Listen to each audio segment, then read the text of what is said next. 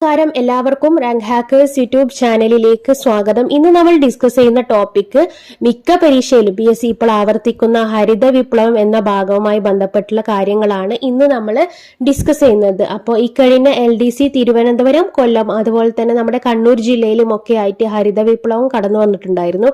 അപ്പോൾ ഇത് കൂടുതലായിട്ടും NCERT ആസ്പദമാക്കിയിട്ടാണ് PSC ഇതിന്റെ പ്രസ്താവനകളൊക്കെ ചോദിക്കുന്നത്.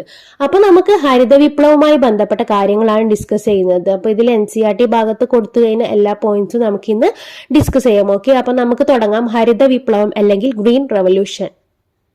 ഓക്കെ, അപ്പോൾ ഇത് നമ്മുടെ തിരുവനന്തപുരം ജില്ലയിലെ ഹരിത വിപ്ലവവുമായി ബന്ധപ്പെട്ട് LDCക്ക് ചോദിച്ച ക്വസ്റ്റ്യൻ ആയിരുന്നു. ഇന്ത്യയിലെ ഹരിത വിപ്ലവത്തിന്റെ ഭാഗം അല്ലാത്ത പ്രസ്താവന ഏതെന്നുള്ള രീതിയിലാണ് ചോദിച്ചത്. 4 പ്രസ്താവനകൾ കൊടുത്തിട്ടുണ്ട്. അതിൽ ഹരിത വിപ്ലവവുമായി ബന്ധമില്ലാത്തത് കണ്ടുപിടിക്കാനായിരുന്നു ക്വസ്റ്റ്യൻ. അപ്പോൾ ഒന്നാമത്തെ പോയിന്റ്, ആധുനിക സാങ്കേതിക വിദ്യ ഉപയോഗിച്ച് കാർഷിക ഉൽപാദനത്തിൽ വൻ വർധനവ് സൃഷ്ടിച്ചു. സാങ്കേതിക വിദ്യയാണ് ഉപയോഗിച്ചെന്നാണ് ഒന്നാമത്തെ പോയിന്റിൽ പറയുന്നത്. രണ്ടാമത്തത്, ഭക്ഷ്യ ഉൽപാദന രംഗത്ത് ഇന്ത്യ സ്വയം പര്യാപ്തത കൈവരിച്ചു. മൂന്നാമത്തത്, ജലസേചന സൗകര്യങ്ങൾ, അത്യുൽപാദന ശേഷിയുള്ള വിത്തിനങ്ങൾ, രാസവളങ്ങൾ, കീടനാശിനികൾ എന്നിവ വ്യാപകമായി ഉപയോഗപ്പെട്ടു. നാലാമത്തത്, ഒന്നാം പഞ്ചവത്സര പദ്ധതി മുതൽ ഹരിത വിപ്ലവം ആരംഭിച്ചു. ഇങ്ങനെയുള്ള 4 പ്രസ്താവനയിൽ നമ്മൾ ആദ്യത്തെ 3 പ്രസ്താവന നോക്കിക്കഴിഞ്ഞാൽ അത് ഹരിത വിപ്ലവവുമായി ബന്ധപ്പെട്ടതാണ്.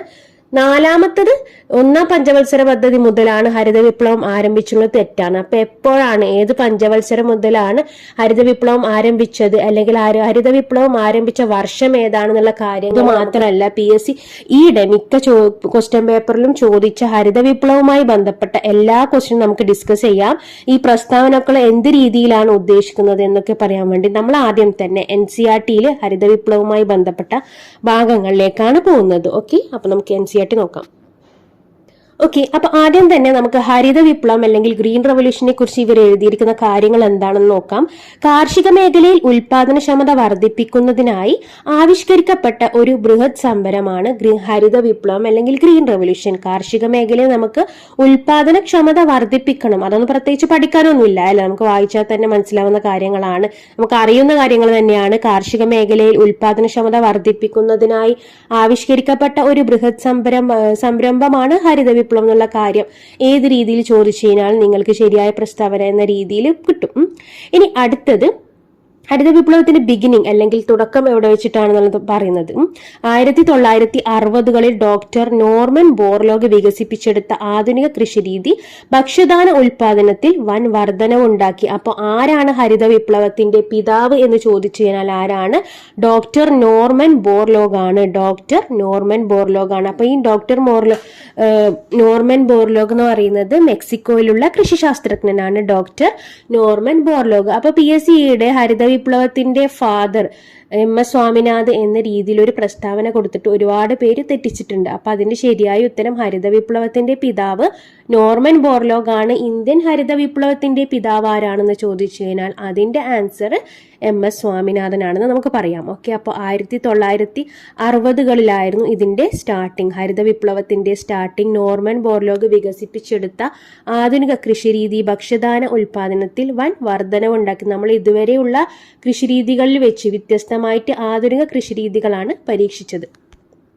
ഓക്കെ, അപ്പൊ മെക്സിക്കൻ സർക്കാരാണ് ഇതിന് തുടക്കമിട്ടത്. റോക്ക്ഫെല്ലർ ഫൗണ്ടേഷൻ നൽകിയ ധനസഹായം ഉപയോഗിച്ച് മെക്സിക്കൻ സർക്കാർ 1945 ആരംഭിച്ച ഗോതമ്പ് കൃഷിയുടെ ഗവേഷണത്തിലൂടെയാണ് ഹരിത വിപ്ലവത്തിന് തുടക്കം കുറിച്ചത്. ഓക്കെ, ഗോതമ്പ് കൃഷിയാണ് ഇതിന്റെ സ്റ്റാർട്ടിങ്ങിൽ യൂസ് ചെയ്തത്. നമ്മളെ ഇന്ത്യയിൽ നോക്കിക്കഴിഞ്ഞാലും ഏറ്റവും കൂടുതൽ ഉൽപാദനം ഉണ്ടാക്കിയ വിള ഏതാണെന്ന് ചോദിച്ചു കഴിഞ്ഞാൽ അത് ഗോതമ്പാണ്. ഹരിത വിപ്ലവവുമായി ബന്ധപ്പെട്ട് നമ്മുടെ MS സ്വാമിനാഥൻ ഗോതമ്പ് ഇനമൊക്കെ വികസിപ്പിച്ചിട്ടുണ്ട്. അതുപോലെ തന്നെയാണ് ഇവിടെ മെക്സിക്കോയുടെ കാര്യം എടുത്ത് നോക്കിക്കഴിഞ്ഞാൽ റോക്ക്ഫെല്ലർ ഫൗണ്ടേഷൻ ആണ് ധനസഹായം നൽകിയത്. അത് ഉപയോഗിച്ച് മെക്സിക്കൻ സർക്കാർ 1945 ആരംഭിച്ച ഗോതമ്പ് കൃഷിയുടെ ഗവേഷണത്തിലൂടെയാണ് ഹരിത വിപ്ലവത്തിന് തുടക്കമായത്.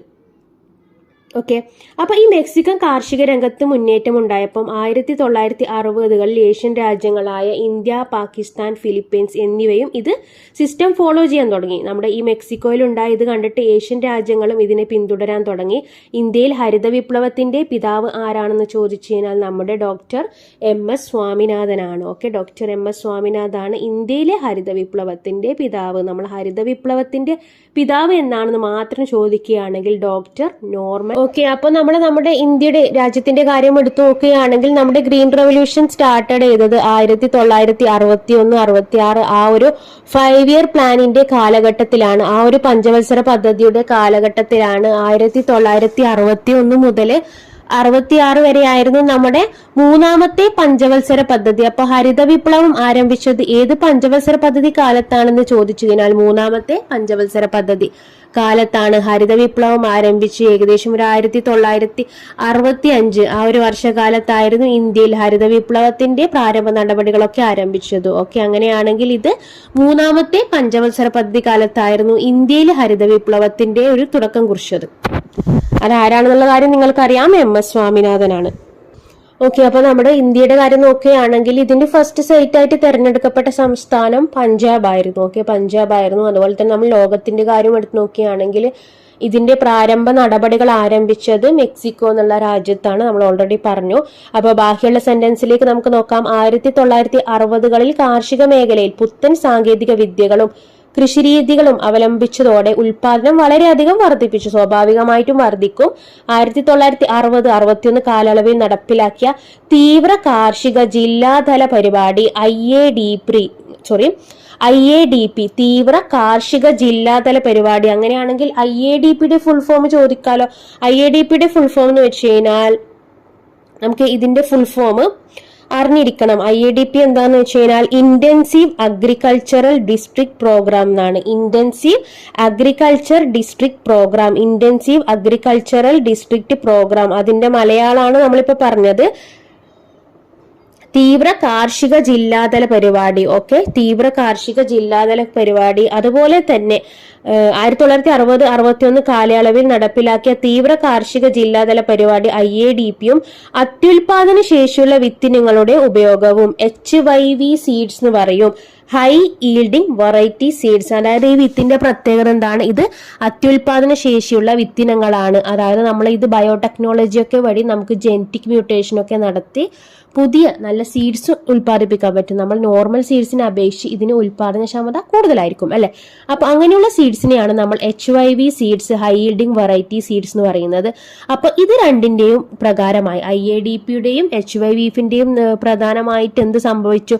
ഭക്ഷ്യധാന ഉൽപാദനത്തിൽ വൻ വർധനവുണ്ടായി. അത് നമുക്കറിയാം. ഇങ്ങനെയുള്ള സീഡ്സും അതുപോലെ തന്നെ ഇങ്ങനെയുള്ള തീവ്ര കാർഷിക ജില്ലാതല പരിപാടി IADP intensive agricultural district programme ഓരോ ജില്ലയും കേന്ദ്രീകരിച്ചാണ്. അപ്പൊ ഇതിനൊക്കെ ആസ്പദമാക്കിയിട്ട് എന്തുണ്ടായി? വൻ വർധനവുണ്ടായി. ഇതിനെയാണ് നമ്മൾ സിമ്പിൾ ആയിട്ട് ഹരിത വിപ്ലവം എന്ന് പറയുന്നത്. ഓക്കെ, അതുകൊണ്ട് തന്നെ നമ്മൾ ഈ വിത്തിനങ്ങൾ എന്ന് വെച്ച് കഴിഞ്ഞാൽ നമ്മൾ പ്രതീക്ഷിക്കുന്നതിനേക്കാളും അധികം ഈൽഡിംഗ് കപ്പാസിറ്റിയാണ്. നമ്മൾ പ്രതീക്ഷിക്കുന്നതിനേക്കാളും അധികം ഉൽപാദന വർധനമുള്ള സീഡ്സ് അല്ലെങ്കിൽ വിത്തിനങ്ങളാണ് ഈ ഒരു ഹരിത വിപ്ലവം പ്രകാരം ഈ ഒരു നമുക്ക് ഉൽപാദനം ഉണ്ടായത്. അതുകൊണ്ട് തന്നെ നമുക്ക് ഈ അത്യുൽപാദന ശേഷിയുള്ള വിത്തിനങ്ങൾ നമുക്ക് എന്തായിട്ട് വിളിക്കാം? മിറാക്കിൾ സീഡ്സ് എന്ന് വിളിക്കാം, അത്ഭുത വിത്തിനങ്ങൾ എന്ന് വിളിക്കാം. ഓക്കെ, അപ്പൊ മിറാക്കിൾ സീഡ്സ് എന്തുമായി ബന്ധപ്പെട്ടിരിക്കുന്നു? ഹരിത വിപ്ലവവുമായി ബന്ധപ്പെട്ടതാണ്. അപ്പോൾ ഇതൊക്കെ നമ്മുടെ ഇന്ത്യയിലും മെക്സിക്കോയിലും ആ സമയത്ത് ഫിലിപ്പീൻസിലൊക്കെയാണ് നടപ്പിലാക്കിയത്. 1960 ആ ഒരു കാലഘട്ടത്തിലായിരുന്നു. അങ്ങനെയാണെങ്കിൽ നിങ്ങൾ വിചാരിക്കും ഈ ഒരു വിത്തിനങ്ങൾ മാത്രമാണോ ഹരിത വിപ്ലവത്തിന്റെ വിജയത്തിന് കാരണം? അത് മാത്രമല്ല, നമ്മൾ ഈ ഒരു വിത്തിനത്തിന്റെ കാര്യം നോക്കുകയാണെങ്കിൽ നമുക്ക് ഈ ഒരു വിത്തിനം ഉപയോഗിച്ച് ഒരുപാട് വിപ്ലവം ഒരുപാട് പ്രൊഡക്ഷൻ ഉണ്ടാവും. അത് മാത്രമല്ല, അടുത്ത സെന്റൻസ് നമുക്ക് നോക്കാം. ഹരിത വിപ്ലവത്തിലൂടെ കാർഷിക ഉൽപാദനം വർദ്ധിച്ചതിന് നിരവധി കാരണങ്ങളുണ്ട്. അത്യുൽപാദന ശേഷിയുള്ള വിത്തിനങ്ങളുടെ ഉപയോഗം, രാസവളങ്ങളുടെയും കീടനാശിനികളുടെയും ഉപയോഗം ഇമ്പോർട്ടന്റ് ആയിട്ടുള്ള പോയിന്റ് ആണ്. രാസവളങ്ങൾ ഉപയോഗിച്ചിട്ടുണ്ട്, കീടനാശിനികൾ ഉപയോഗിച്ചിട്ടുണ്ട്. അത് നമുക്ക് അത്ര നല്ലതല്ല അല്ലെ. പക്ഷെ അത് എന്തിനു വേണ്ടിയിട്ടാണ്? നമുക്ക് ഈ ഉൽപാദനം വർദ്ധിപ്പിക്കാൻ വേണ്ടിയിട്ടാണ് യൂസ് ചെയ്തത്. അപ്പോൾ അത്യുൽപാദന ശേഷിയുള്ള വിത്തിനങ്ങളുടെ ഉപയോഗം, രാസവളങ്ങളുടെയും കീടനാശിനികളുടെയും ഉപയോഗം, ജലസേചന സൗകര്യങ്ങളുടെ വർധനവ്, ജലസേചനം ആവശ്യമാണ്, അതിന്റെ വർധനവ്, ആധുനിക കാർഷിക ഉപകരണങ്ങളുടെ ഉപയോഗം അല്ലെ. കാർഷികത്തിന് നമുക്ക് വിളവ് കൂടുതൽ ഉണ്ടാക്കാൻ വേണ്ടിയിട്ട് എന്ത് വേണ്ടി വരും? പുതിയ പുതിയ ഉപകരണങ്ങൾ ഉപയോഗിക്കേണ്ടി വരും. ആധുനിക രീതിയിലുള്ള കാർഷിക ഉപകരണങ്ങളുടെ ഉപയോഗം, കാർഷിക മേഖലയിലെ യന്ത്രവൽക്കരണം, ഓൾറെഡി പറഞ്ഞു, ഉപകരണങ്ങൾ കൂടുമ്പോൾ യന്ത്രവൽക്കരണം കൂടും. അതേപോലെ തന്നെ കുറഞ്ഞ പലിശക്ക് വായ്പകൾ ലഭ്യമായി. നമുക്ക് ഇതിനു വേണ്ടിയിട്ട് അതിൻ്റെതായിട്ടുള്ള ചെലവുണ്ട്. അപ്പൊ അതിനു വേണ്ടി നമുക്ക് വായ്പ എടുക്കേണ്ടി വരും. കുറഞ്ഞ പലിശക്ക് വായ്പകൾ ലഭ്യമായത് കാർഷിക വിഭവങ്ങൾക്ക് ഉയർന്ന വിലയും ലഭിക്കാൻ വേണ്ടി കാരണമായി. ഓക്കെ, അപ്പോൾ ഉൽപ്പാദിച്ച സാധനങ്ങൾ വിറ്റഴിക്കാനുള്ള സൗകര്യങ്ങൾ കൂടുതലായി ലഭ്യമായിരുന്നു. ഇവയൊക്കെ ഹരിത വിപ്ലവത്തിന്റെ വിജയത്തിന് കാരണമായി. എന്തൊക്കെയാണ് നമ്മൾ ഓൾറെഡി പറഞ്ഞു. അത്യുൽപാദന ശേഷിയുള്ള വിത്തിനങ്ങളാണ് ഉപയോഗിച്ചത്. അതുപോലെ തന്നെ കീടനാശിനികൾ കൂടുതലായിട്ട് ഉപയോഗിച്ചു, രാസവളങ്ങൾ ഉപയോഗിച്ചു, ജലസേചന സൗകര്യങ്ങൾ വർദ്ധിപ്പിച്ചു, ആധുനിക കാർഷിക ഉപകരണങ്ങളുടെ ഉപയോഗം, കാർഷിക മേഖലയിലെ യന്ത്രവൽക്കരണം, അതുകൂടാതെ കുറഞ്ഞ പലിശക്ക് വായ്പകൾ ലഭ്യമായത്, കാർഷിക വിഭവങ്ങൾക്ക് ഉയർന്ന വില ലഭിച്ചിട്ടുണ്ടായിരുന്നു, ഉൽപ്പാദിപ്പിച്ച സാധനങ്ങൾ വിറ്റഴിക്കാനുള്ള സൗകര്യങ്ങൾ കൂടുതലായത്. ഇതൊക്കെ ഇവയിൽ ചിലതാണ്. ഹരിത വിപ്ലവത്തിലൂടെ ഇന്ത്യ ഭക്ഷ്യരംഗത്ത് എന്ത് നേടി? സ്വയം പര്യാപ്തത നേടി. സ്വന്തം ഉപയോഗത്തിന് അതീതമായി വിപണിയിൽ വിൽക്കുന്നതിനുള്ള വിപണന മിച്ചം നേടിയെടുക്കുന്നതിന് കർഷകർക്ക് കഴിഞ്ഞു. നമ്മളെ സ്വന്തം ഉപയോഗത്തിന് മാത്രമല്ല, വിപണിയിൽ വിറ്റഴിക്കാൻ മാത്രം അത്രയും വിള ഇന്ത്യക്ക് ഉൽപ്പാദിപ്പിക്കാൻ വേണ്ടി പറ്റി. സ്വയം പര്യാപ്തത നേടി ഹരിത വിപ്ലവത്തിന്റെ ഭാഗമായി നമുക്ക് ഹരിത വിപ്ലവ നായകന് ഇപ്പോൾ നമ്മൾ റീസെന്റ് ആയിട്ട് 2024 ഭാരതരത്നമൊക്കെ ലഭിച്ചിട്ടുണ്ടല്ലോ. സ്വാഭാവികമായിട്ട് കിട്ടേണ്ടതാണ്. ഇതിൻ്റെയൊക്കെ പിന്നിൽ പ്രവർത്തിച്ച ആളാണ് MS സ്വാമിനാഥൻ. നമുക്ക് കൃഷിയിലുണ്ടായിരുന്ന ഒരു വിപ്ലവം തന്നെ ഹരിത വിപ്ലവത്തിനെ പറയാൻ പറ്റും. അങ്ങനെയാണെങ്കിൽ ഓക്കെ, ഇന്ത്യയിൽ ഏറ്റവും കൂടുതൽ നമ്മൾ ഗോതമ്പിന്റെ കാര്യം പോലെ തന്നെ അരിയിലും നല്ല ഉൽപാദന വർധന ഉണ്ടായിരുന്നു ഹരിത വിപ്ലവത്തിന്റെ കാരണമായിട്ട്. അങ്ങനെയാണ് നമ്മൾ ഹരിത വിപ്ലവത്തിന്റെ ഗുണങ്ങളൊക്കെയാണ് ഇത്. വീണ്ടും ഇതിൽ ഹരിത വിപ്ലവത്തിന്റെ ഗുണങ്ങൾ എന്ന രീതിയിൽ കൊടുത്തിട്ടുണ്ട്. ഭക്ഷ്യക്ഷാമം ഇല്ലാതായി, ഉൽപാദനം വർദ്ധിച്ചു. സ്വാഭാവികമാണ്. ഈ രീതിയിൽ പ്രസ്താവന ചോദിച്ചു കഴിഞ്ഞാൽ നിങ്ങൾക്ക് സംശയമൊന്നുമില്ല. ഭക്ഷ്യക്ഷാമം ഇല്ലാതായി, ഉൽപാദനം വർദ്ധിച്ചു. ഗവൺമെന്റിന്റെ ഭക്ഷ്യധാന ശേഖരത്തിൽ നിന്നും പൊതുവിതരണ സംവിധാനത്തിലൂടെ കുറഞ്ഞ വിലക്ക് ഭക്ഷ്യധാനം വിതരണം ചെയ്യാൻ കഴിഞ്ഞു. ഓക്കെ, നമ്മുടെ റേഷൻ കാർഡൊക്കെ വഴി ഭക്ഷ്യധാന ശേഖരത്തിൽ നിന്നും പൊതുവിതരണ സംവിധാനത്തിലേക്ക് കുറഞ്ഞ വിലക്ക് ഭക്ഷ്യധാനം വിതരണം ചെയ്യാൻ കഴിയുമ്പോൾ ആൾക്കാർക്കും അത് പെട്ടെന്ന് വാങ്ങാൻ പറ്റുമല്ലോ. അതുപോലെ തന്നെ കൃഷിയോഗ്യമായ സ്ഥലത്തിന്റെ അളവ് വർദ്ധിച്ചു. ഇതൊക്കെ ഹരിത വിപ്ലവത്തിന്റെ പോസിറ്റീവ് സൈഡാണ്. ഭക്ഷ്യക്ഷാമം ഇല്ലാതായി, ഉൽപാദനം വർദ്ധിച്ചു. ഗവൺമെന്റ് ഭക്ഷ്യസാധന ശേഖരത്തിൽ നിന്നും പൊതുവിതരണ സംവിധാനത്തിലൂടെ കുറഞ്ഞ വിലക്ക് ഭക്ഷ്യധാനം വിതരണം ചെയ്യാൻ കഴിഞ്ഞു. കൃഷിയോഗ്യമായ സ്ഥലത്തിന്റെ അളവ് വർദ്ധിച്ചു. അങ്ങനെയാണെങ്കിൽ നമ്മൾ ഏതൊരു കാര്യം എടുത്ത് നോക്കിക്കഴിഞ്ഞാലും അതിന് ഗുണം മാത്രമല്ല, അതേപോലെ തന്നെ നമുക്ക് ഈ ഒരു +1 NCERT +1 ഇക്കണോമിക്സിലെ മറ്റൊരു ചാപ്റ്റർ കൂടി നോക്കാനുണ്ട്. ഈ ഹരിത വിപ്ലവവുമായി ബന്ധപ്പെട്ട് ഇന്ത്യൻ സമ്പദ്ഘടന 1950 മുതൽ 1990 എന്നുള്ള ഒരു ചാപ്റ്ററിലും ഹരിത വിപ്ലവത്തിന്റെ അതിന്റെ ഗുണങ്ങളെ കുറിച്ചിട്ടൊക്കെ കുറച്ച് പോയിന്റ്സ് കൊടുത്തിട്ടുണ്ട്. ആ കാര്യം കൂടി നമുക്ക് നോക്കാം. ഇതൊക്കെ ഡിസ്കസ് ചെയ്തതിന് ശേഷം നമുക്ക് PSC ചോദിച്ച ക്വസ്റ്റ്യൻസുമായി ബന്ധപ്പെട്ടുള്ള കാര്യങ്ങൾ നോക്കാം. അപ്പൊ ഇതിൽ പറഞ്ഞിരിക്കുന്നത് സ്വതന്ത്ര സമയത്ത് രാജ്യത്തിലെ 75% ജനങ്ങളും കൃഷിയാണ് ആശ്രയിച്ചത്. പക്ഷേ ഭൂരിഭാഗം കർഷകരും പഴയ സാങ്കേതിക വിദ്യ ഉപയോഗിച്ചിരുന്നതിനാൽ ആവശ്യമായ അടിസ്ഥാന സൗകര്യങ്ങളുടെ അഭാവത്താലും കാർഷിക മേഖലയിലെ ഉൽപാദനക്ഷമത വളരെ കുറവായിരുന്നു. അതുപോലെ തന്നെ ഇന്ത്യൻ കൃഷി പ്രധാനമായിട്ടും മൺസൂണിനെ ആശ്രയിച്ചുള്ളതാണ്. ജലസേചന സൗകര്യം ലഭ്യമല്ലെങ്കിൽ മഴക്കുറവ് കർഷകരെ പ്രയാസത്തിലാക്കിയിരുന്നു. വളരെ കുറച്ച് കർഷകർക്ക് മാത്രമേ ജലസേചന സൗകര്യങ്ങൾ ലഭ്യമായിരുന്നുള്ളൂ. ഹരിത വിപ്ലവത്തിലൂടെ കോളനി ഭരണത്തിന് കീഴിൽ കാർഷിക മേഖലയിൽ നിലനിന്നിരുന്ന സ്തംഭനാവസ്ഥ കുറെയൊക്കെ പരിഹരിക്കാനായി. അതുപോലെ ഹരിത വിപ്ലവം എന്നത് അത്യുൽപാദന ശേഷിയുള്ള വിത്തിനങ്ങളുടെ, പ്രത്യേകിച്ച് ഗോതമ്പിന്റെയും നെല്ലിന്റെയും ഉൽപാദനത്തിലുണ്ടായ വർധനവിനെ സൂചിപ്പിക്കുന്നു. ഇത്തരത്തിൽ അത്യുൽപാദന ശേഷിയുള്ള വിത്തിനങ്ങൾ ഉപയോഗിക്കുന്നത് കൃത്രിമമായിട്ടുള്ള അളവിൽ രാസവളങ്ങൾ, കീടനാശിനികൾ എന്നിവയുടെ സ്ഥിരമായ ജലസേചനവും ആവശ്യമാണ്. അതായത് നമ്മൾ അത്യുൽപാദന ശേഷിയുള്ള വിത്തിനങ്ങളാണ് ഉപയോഗിക്കുന്നത്. അപ്പോൾ ഇതിന്റെ കൂടെ തന്നെ കൃത്യമായ അളവിൽ രാസവളങ്ങൾ, കീടനാശിനികളൊക്കെ ആവശ്യമാണ്, ജലസേചനം ആവശ്യമാണ്. പിന്നെ ഇതിന് പുറമെ ശരിയായ രീതിയിലുള്ള ഇൻപുട്സും കൂടി നമുക്ക് കൊടുക്കണം ഉപയോഗം. ഇതിന് പുറമെ ഇൻപുട്സിന്റെ മലയാളമാണ് നിവേശങ്ങൾ. ഇതിന് പുറമെ നിവേശങ്ങളുടെ ശരിയായ അനുപാതത്തിലുള്ള ഉപയോഗവും പ്രധാനമാണ്. അത്യുൽപാദന ശേഷിയുള്ള വിത്തിനങ്ങളിൽ നിന്നും കർഷകർക്ക് മെച്ചമുണ്ടാവണമെങ്കിൽ സ്ഥായിയായ ജലസേചന സൗകര്യങ്ങളും രാസവളം, കീടനാശിനി എന്നിവ വാങ്ങാനുള്ള സാമ്പത്തിക ശേഷിയും അത്യാവശ്യമാണ്. തൽഫലമായി ഹരിത വിപ്ലവത്തിന്റെ ഒന്നാം ഘട്ടം ഏകദേശം 1960 പകുതി മുതൽ 1970 പകുതി വരെ അത്യുൽപാദന ശേഷിയുള്ള വിത്തിനങ്ങളുടെ ഉപയോഗം സാമ്പത്തികമായി മുന്നിൽ നിൽക്കുന്ന പഞ്ചാബ്, ആന്ധ്രാപ്രദേശ്, തമിഴ്നാട് എന്നീ സംസ്ഥാനങ്ങളിലായി പരിമിതപ്പെട്ടു. ഒരുപാട് സംസ്ഥാനങ്ങളിലേക്ക് വ്യാപിപ്പിക്കുമ്പോൾ നമുക്ക് ഒരുപാട് അതിനു വേണ്ടിയിട്ട് ആവശ്യമാണ് അല്ലെ. ക്യാഷിന്റെ കാര്യം ആയിക്കഴിഞ്ഞാലും അതിന് ഫലമായിട്ട് നമുക്കൊക്കെ ആവശ്യമാണ്. അതുപോലെ തന്നെ ഇതിന്റെ പഞ്ചാബ്, ആന്ധ്രാപ്രദേശ്, തമിഴ്നാട് എന്നീ സംസ്ഥാനങ്ങളിലായിട്ട് ഒതുങ്ങി നിന്നു. പിന്നെ പറയുന്നത് അതിലുപരി വിത്തിനങ്ങൾ കൂടുതൽ നേട്ടമുണ്ടാക്കിയത് ഗോതമ്പ് കൃഷി ചെയ്യുന്ന പ്രദേശങ്ങളിലാണ്. ഹരിതഘട്ടത്തിന്റെ ആദ്യഘട്ടത്തിലുള്ള കാര്യമാണ് പറയുന്നത്. അതുപോലെ തന്നെ ഹരിത വിപ്ലവത്തിന്റെ രണ്ടാം ഘട്ടത്തിൽ, അതായത് 1970 പകുതി മുതൽ 1980 പകുതി വരെ അത്യുൽപാദന ശേഷിയുള്ള വിത്തിനങ്ങളും സാങ്കേതിക വിദ്യയും കൂടുതൽ സംസ്ഥാനങ്ങളിലേക്ക് വ്യാപിച്ചു. കൂടുതൽ വൈവിധ്യമുള്ള വിളകൾക്ക് പ്രയോജനപ്പെടുകയും ചെയ്തു. ഹരിത വിപ്ലവ സാങ്കേതിക വിദ്യയുടെ വ്യാപനം ഇന്ത്യയെ ഭക്ഷ്യധാന്യങ്ങളുടെ കാര്യത്തിൽ സ്വയം പര്യാപ്തത കൈവരിക്കാൻ പ്രാപ്തമാക്കി. നമ്മുടെ ഭക്ഷ്യ ആവശ്യങ്ങൾക്കായി നാം അമേരിക്കയുടെയോ മറ്റേതെങ്കിലോ രാഷ്ട്രങ്ങളുടെ ദയക്ക് വേണ്ടി കാത്തു നിൽക്കേണ്ടതില്ല. ആ സ്ഥിതിയൊക്കെ മാറി. അപ്പൊ പ്രസ്താവന രീതിയിൽ നിങ്ങൾക്ക് ഇങ്ങനെയൊക്കെ ചോദിക്കാം. ഹരിത വിപ്ലവത്തിന്റെ ആദ്യഘട്ടത്തിൽ പഞ്ചാബ്, ആന്ധ്രാപ്രദേശ്, തമിഴ്നാട് സംസ്ഥാനങ്ങളിലായി ഒതുങ്ങി നിന്നു. പ്രസ്താവന ശരിയാണെന്ന് ചോദിച്ചു കഴിഞ്ഞാൽ ശരിയാണ്. ഹരിത വിപ്ലവത്തിൽ സാങ്കേതിക വിദ്യയുടെ ഉപയോഗം കൂടിയെന്ന് ചോദിച്ചു കഴിഞ്ഞാൽ അതും ശരിയാണ്. ഈ രീതിയിലൊക്കെയാണ് ഇപ്പൊ PSC ചോദിക്കുന്നത്. കാർഷിക ഉൽപ്പന്നങ്ങളുടെ വളർച്ച പ്രധാനം അർഹിക്കുന്നതാണ്, പക്ഷെ അത് പര്യാപ്തമായിരുന്നില്ല. ഈ ഉൽപാദന വർധവിന്റെ വലിയൊരു ഭാഗം വിപണികളിൽ വിൽക്കാതെ കർഷകർ തന്നെ സ്വയം ഉപയോഗം നടത്തിയതിനാൽ അതിന് ദേശീയ വരുമാന കണക്കിൽ വലിയൊരു വ്യത്യാസം ഉണ്ടാക്കുകയില്ല. അതായത് ഇതിൽ പറയുന്നത് വലിയൊരു ഭാഗം നമ്മൾ സ്വന്തം ഉപയോഗത്തിനാണ് ആവശ്യമിട്ട് വിപണിയിൽ അതും കഴിച്ച് ബാക്കിയാണ് വിപണിയിലേക്ക് ചെലവിട്ടത്, വിപണിയിലേക്ക് കൊടുത്തത്. അതുകൊണ്ട് തന്നെ നമ്മളെ ദേശീയ വരുമാനത്തിന്റെ കണക്ക് നോക്കുകയാണെങ്കിൽ വലിയ വ്യത്യാസമൊന്നും ദേശീയ വരുമാനത്തിൽ ഉണ്ടാക്കിയിരുന്നില്ല. നേരെ മറിച്ച് വർദ്ധിച്ച കാർഷിക ഉൽപാദനത്തിന്റെ ഏറിയ പങ്കും വിപണികളിൽ വിറ്റഴിക്കപ്പെട്ടാൽ അതിന് ദേശീയ വരുമാന കണക്കിൽ വർധനവ് ഉണ്ടാക്കാൻ കഴിയും അല്ലെ.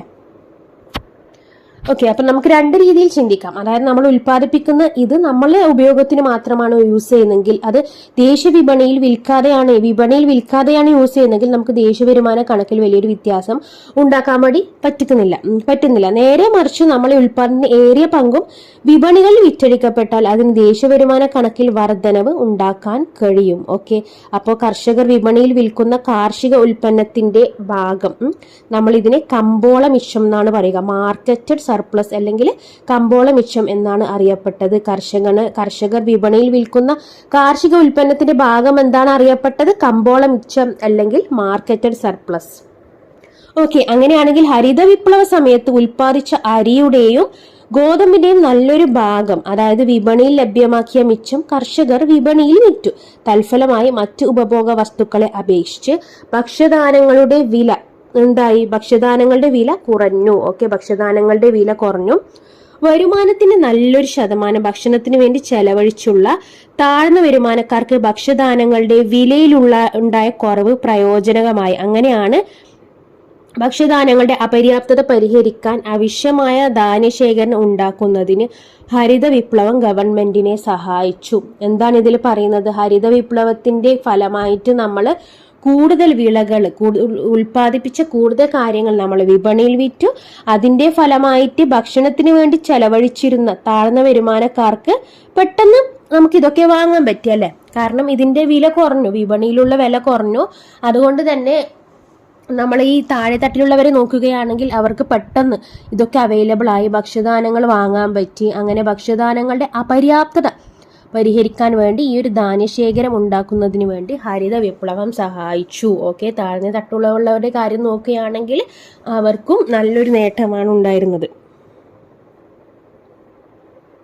ഇനി അപ്പോൾ അങ്ങനെയാണ് നമ്മൾ പറഞ്ഞത് ഹരിത വിപ്ലവം രാഷ്ട്രത്തിന് വേണ്ടിയിട്ടുള്ള നേട്ടങ്ങളാണ് പറഞ്ഞത്. വലിയ നേട്ടം ഉണ്ടാക്കിയിരുന്നെങ്കിലും പക്ഷെ ഇതിന് ഉപയോഗപ്പെടുത്തിയ സാങ്കേതിക വിദ്യ പ്രശ്നങ്ങളിൽ നിന്നും മുക്തമായിരുന്നില്ല. ഇതിന്റെ ഒരു പരിണിത ഫലം ഇത് ചെറുകിട കർഷകരും വൻകിട കർഷകരും തമ്മിലുള്ള അന്തരം വർദ്ധിപ്പിച്ചു.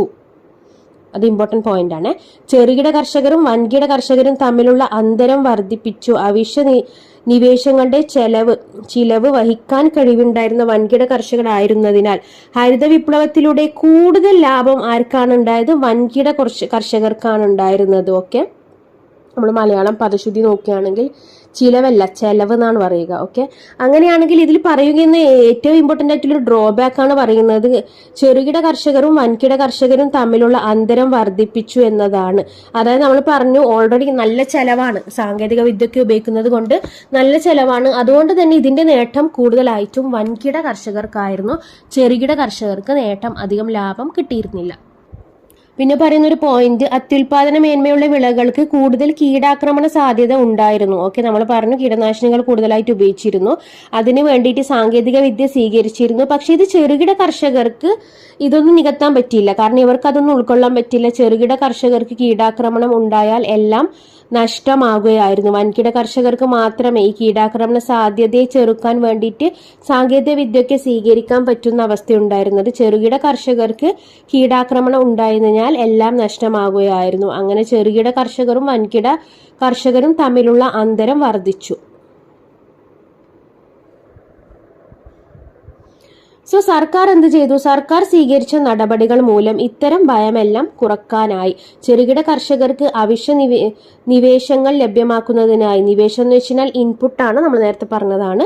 ചെറുകിട കർഷകർക്ക് അവശ്യ നിവേശങ്ങൾ ലഭ്യമാക്കുന്നതിനായി ഗവൺമെന്റ് സബ്സിഡി നിരക്കിൽ രാസവളം നൽകുകയും കുറഞ്ഞ പലിശ നിരക്കിൽ വായ്പ അനുവദിക്കുകയും ചെയ്യും. തൽഫലമായി ചെറുകിട കർഷകർക്ക് അവശ്യ നിവേശങ്ങൾ നേടാൻ കഴിഞ്ഞതിനാൽ കാലക്രമേണ ചെറുവിള നിലങ്ങളുടെ ഉൽപാദനക്ഷമത വൻകിട വിളനിലങ്ങളടങ്ങിയ തുല്യമായി. എങ്ങനെയാണ് ഗവൺമെന്റ് ചെയ്തത്?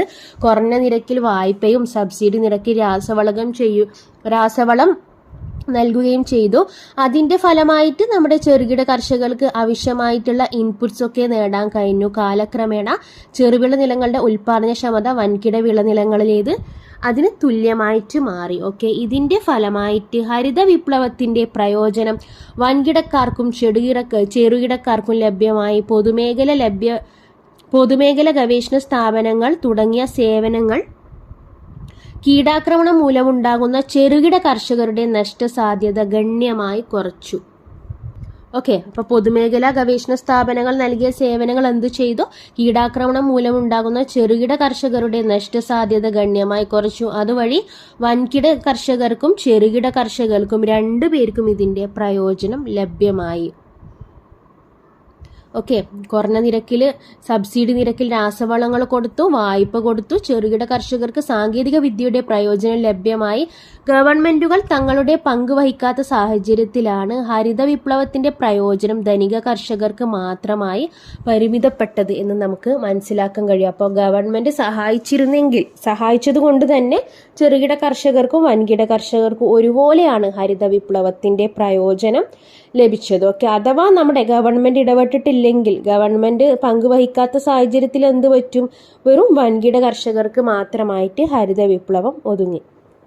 ഹരിത വിപ്ലവത്തിന്റെ ഗുണങ്ങളാണ് ഇപ്പൊ ഡിസ്കസ് ചെയ്തത്. ഇനി ഹരിത വിപ്ലവത്തിന്റെ പോരായ്മകൾ എന്ന് പറഞ്ഞിട്ട് വേറെ തന്നെ കൊടുത്ത് നമുക്ക് നോക്കാം. ഹരിത വിപ്ലവം മുഖേന വൻകിട കർഷകരും ചെറുകിട കർഷകരും തമ്മിലുള്ള അന്തരം കൂടി കുറഞ്ഞ കാര്യമൊക്കെ നമ്മൾ പറഞ്ഞതാണ്. ഹരിത വിപ്ലവത്തിന് ഗുണങ്ങൾ കൂടുതൽ ലഭിച്ചത് ധനിക കർഷകർക്കായിരുന്നു. ഇതിന്റെ ഒന്നാം ഘട്ട ചില സംസ്ഥാനങ്ങളിൽ മാത്രമായി ഒതുങ്ങി നിന്നു. കാർഷിക വായ്പകളുടെ ആവശ്യകത കൂടി പാവപ്പെട്ട കർഷകരുടെ ജീവിത നിലവാരത്തിൽ മാറ്റമുണ്ടാക്കാൻ കഴിഞ്ഞില്ല. യന്ത്രവൽക്കരണം തൊഴിൽ നഷ്ടമുണ്ടാക്കി. വാണിജ്യ വിളകളുടെ പുരോഗതിക്കാണ് ഇത് ഏറെ സഹായിച്ചത്. ഭക്ഷ്യവിളകളിൽ ഗോതമ്പിന് മാത്രമായിരുന്നു ഇതിന്റെ ഫലം ലഭിച്ചത്. അതുകൊണ്ട് തന്നെ വീറ്റ് റവല്യൂഷൻ എന്ന് പറഞ്ഞു കഴിഞ്ഞാലും ശരിയാണ്. ഓക്കെ, ഹരിത വിപ്ലവം മുഖേന വൻകിട കർഷകരും ചെറുകിട കർഷകരും തമ്മിലുള്ള അന്തരം കൂടി. ഹരിത വിപ്ലവത്തിന്റെ ഗുണം കൂടുതൽ ലഭിച്ചത് ധനിക കർഷകർക്കായിരുന്നു. അതിന്റെ അവസാനത്തിൽ ഒരുപാട് അങ്ങ് എത്തിയപ്പോൾ ഇത് മാറ്റം വന്നിരുന്നുള്ള കാര്യം നമ്മൾ ഓൾറെഡി ഡിസ്കസ് ചെയ്തതാണ്. ഇതിന്റെ ഒന്നാം ഘട്ടം ചില സംസ്ഥാനങ്ങളിൽ മാത്രമായി ഒതുങ്ങി നിന്നു. കാർഷിക വായ്പകളുടെ ആവശ്യകത കൂടി. പാവപ്പെട്ട കർഷകരുടെ ജീവിത നിലവാരത്തിൽ മാറ്റമുണ്ടാക്കാൻ കഴിഞ്ഞില്ല. യന്ത്രവൽക്കരണം തൊഴിൽ നഷ്ടമുണ്ടാക്കി. ഇമ്പോർട്ടന്റ് പോയിന്റ് ആണ് യന്ത്രവൽക്കരണം. കൂടുതൽ നമ്മൾ യന്ത്രങ്ങളെ ആസ്പദമാക്കുന്നത് എന്തായിരിക്കും? ആ യന്ത്രങ്ങൾ ചെയ്യുന്നു, മനുഷ്യർ ചെയ്യുന്നത് യന്ത്രങ്ങൾ ചെയ്യുന്നു. അപ്പൊ തൊഴിൽ നഷ്ടമുണ്ടാക്കി. വാണിജ്യ വിളകളുടെ പുരോഗതിക്കാണ് ഇത് ഏറെ സഹായിച്ചത്. ഭക്ഷ്യവിളകളിൽ ഗോതമ്പിന് മാത്രമാണ് കൂടുതൽ ഫലം ലഭിച്ചത്. അതുകൊണ്ട് തന്നെ ഇത് വീറ്റ് റവല്യൂഷൻ എന്ന് പറഞ്ഞു കഴിഞ്ഞാലും ശരിയാണ്. ഓക്കെ, അപ്പോൾ ഇതൊക്കെയാണ് നമുക്ക് ഇതിനെക്കുറിച്ച് ബേസിക് ആയിട്ടുള്ള ഐഡിയ. നമുക്കിതുമായി ബന്ധപ്പെട്ട് PSC ചോദിച്ച ക്വസ്റ്റ്യൻ നോക്കാം. LDC തിരുവനന്തപുരം ജില്ലയിൽ ചോദിച്ച ചോദ്യമാണ്. ഇന്ത്യയിൽ ഹരിത വിപ്ലവത്തിന്റെ ഭാഗം അല്ലാത്ത പ്രസ്താവന ഏതാണ്? നിങ്ങൾ ക്ലാസ് കേട്ടുകഴിഞ്ഞെങ്കിൽ നിങ്ങൾക്ക് എളുപ്പത്തിൽ ഇതിന്റെ ഉത്തരം കിട്ടും. ആധുനിക സാങ്കേതിക വിദ്യ ഉപയോഗിച്ച് കാർഷിക ഉൽപാദനത്തിൽ വൻകിട വർധനം സൃഷ്ടിച്ചു. ശരിയാണ്. ഭക്ഷ്യോൽപാദന രംഗത്ത് ഇന്ത്യ സ്വയം പര്യാപ്തത കൈവരിച്ചു. ശരിയാണോ? ശരിയാണ്. ജലസേചന സൗകര്യങ്ങൾ, അത്യുൽപാദന ശേഷിയുള്ള വിത്തിനങ്ങൾ, രാസവളങ്ങൾ, കീടനാശിനികൾ എന്നിവ വ്യാപകമായി ഉപയോഗപ്പെട്ടും. കറക്റ്റാണ്. ഒന്നാം പഞ്ചവത്സര പദ്ധതി മുതൽ ഹരിത വിപ്ലവം ആരംഭിച്ചു. ശരിയാണോ? അല്ല, മൂന്നാമത്തെ പഞ്ചവത്സര പദ്ധതി മുതലാണ് ഹരിത വിപ്ലവം ആരംഭിച്ചെന്നുള്ള കാര്യം നമ്മൾ പറഞ്ഞു. മൂന്നാമത്തെ പഞ്ചവത്സര പദ്ധതി. ഇനി ഹരിത വിപ്ലവത്തിന്റെ നേട്ടങ്ങളെ പറ്റിയുള്ള പ്രസ്താവനകളിൽ ശരിയല്ലാത്തത് ഏത്? ഓക്കെ, അപ്പോൾ ഇത് നമ്മളെ LDC അതുപോലെ തന്നെ LDC കണ്ണൂർ അതുപോലെ തന്നെ കൊല്ലം ജില്ലയിൽ ചോദിച്ച ചോദ്യമായിരുന്നു. ഹരിത വിപ്ലവത്തിന്റെ നേട്ടങ്ങളെ പറ്റിയുള്ള പ്രസ്താവനകളിൽ ശരിയല്ലാത്തത് ഏത്? നേട്ടങ്ങൾ അല്ലാത്തത് എന്ന രീതിയിലാണ് ചോദിച്ചത്. ഉൽപാദനക്ഷമതയിലുള്ള വർധനവ്, അത് കറക്റ്റാണ്. വരുമാന വർധനവ്, അത് കറക്റ്റാണ്. ഗ്രാമീണ അസമത്വം, അത് കറക്റ്റാണോ? അല്ല, ഗ്രാമീണ അസമത്വം തെറ്റാണ്.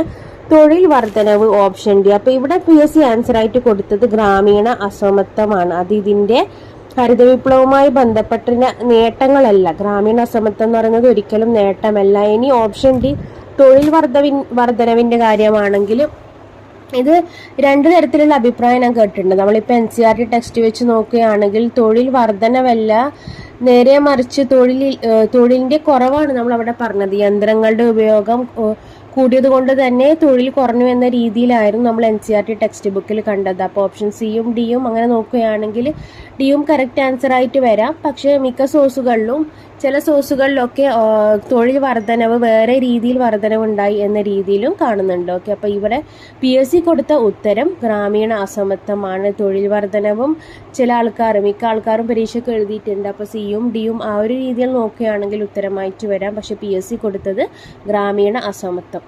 അതേപോലെ തന്നെ നമ്മളിപ്പോൾ ഖാദി LDCന്റെ ചോദ്യം നോക്കുകയാണെങ്കിൽ ഹരിത വിപ്ലവത്തിന്റെ ഫലങ്ങളിൽ ഉൾപ്പെടാത്തത് കണ്ടെത്തി എഴുതുക. ഭക്ഷ്യധാന്യങ്ങളിൽ ഉൽപാദനത്തിൽ സ്വയം പര്യാപ്തത കൈവരിച്ചു. ശരിയാണ്. ഭക്ഷ്യധാന്യങ്ങളുടെ വില കുറഞ്ഞു. ശരിയാണ്. കാർഷിക ഉൽപാദനക്ഷമത വർദ്ധിച്ചു. ശരിയാണ്. ഓപ്ഷൻ ഡി ആണ് അവര് ഉൾപ്പെടാത്തത് എന്ന രീതിയിൽ കൊടുത്തത്. തൊഴിൽ ലഭ്യത കുറഞ്ഞു, ഇതിൽ ഉൾപ്പെടാത്തത് എന്ന രീതിയിലാണ് കൊടുത്തത്. പക്ഷെ ടെക്സ്റ്റ് ബുക്കിൽ ഞാൻ നേരത്തെ പറഞ്ഞ പോലെ യന്ത്രങ്ങളുടെ ആ ഒരു ഉപയോഗം തൊഴിൽ ലഭ്യത കുറച്ചു എന്നുള്ളൊരു പോയിന്റ് കൂടി ഉണ്ട്. പക്ഷെ ഇങ്ങനെ നോക്കുകയാണെങ്കിൽ PSC കൊടുത്ത ആൻസർ തൊഴിൽ ലഭ്യത കുറഞ്ഞു, അതായത് കൂടിയെന്ന അർത്ഥത്തിൽ തൊഴിൽ ലഭ്യത കുറഞ്ഞു എന്നുള്ളത് ശരിയാവാത്ത രീതിയിലാണ് കൊടുത്തത്. ഓക്കെ, അതേപോലത്തെ ഒരു ക്വസ്റ്റ്യൻ ആയിരുന്നു നേരത്തെ കൊല്ലം അതുപോലെ തന്നെ കണ്ണൂർ LDCയും ചോദിച്ചത്. ഓക്കെ, അപ്പം എന്തായാലും PSCയുടെ തീരുമാനം അന്തിമമായിരിക്കും എന്ന് വിചാരിക്കുന്നു. അടുത്തത് നോക്കാം. ഹരിത വിപ്ലവവുമായി ബന്ധപ്പെട്ട് താഴെ കൊടുത്തിരിക്കുന്നവയിൽ യോജിക്കാത്ത പ്രസ്താവന ഏതാണ്? ചെറുകിട കർഷകരും വൻകിട കർഷകരും തമ്മിലുള്ള അന്തരം വർദ്ധിപ്പിച്ചു. ശരിയാണ്. അത്യുൽപാദന മേന്മയുള്ള വിളകൾക്ക് കൂടുതൽ കീടാക്രമണ സാധ്യത ഉണ്ടായിരുന്നു. ശരിയാണ്. ഹരിത വിപ്ലവത്തിന്റെ രണ്ടാം ഘട്ടം 1970 പകുതി മുതൽ 1980 പകുതി വരെയാണ്. ശരിയാണ്. അപ്പോൾ ഇതിൽ ശരിയല്ലാത്ത പ്രസ്താവന ഒന്നുമില്ല, യോജിക്കാത്ത പ്രസ്താവന ഒന്നുമില്ല. ഓപ്ഷൻ ഡി ഇവയൊന്നുമല്ല എന്നതാണ് ഇതിന്റെ ആൻസർ വരുന്നത്. ഓപ്ഷൻ ഡി ഇവയൊന്നുമല്ല. അടുത്തത്, consider the following statements. Which of the statements are correct? Green revolution technology is a package of HIV seeds fertilizing irrigation. HIV high yielding variety seeds correct ആണ്. Agriculture price commission was set up in 1965. Okay,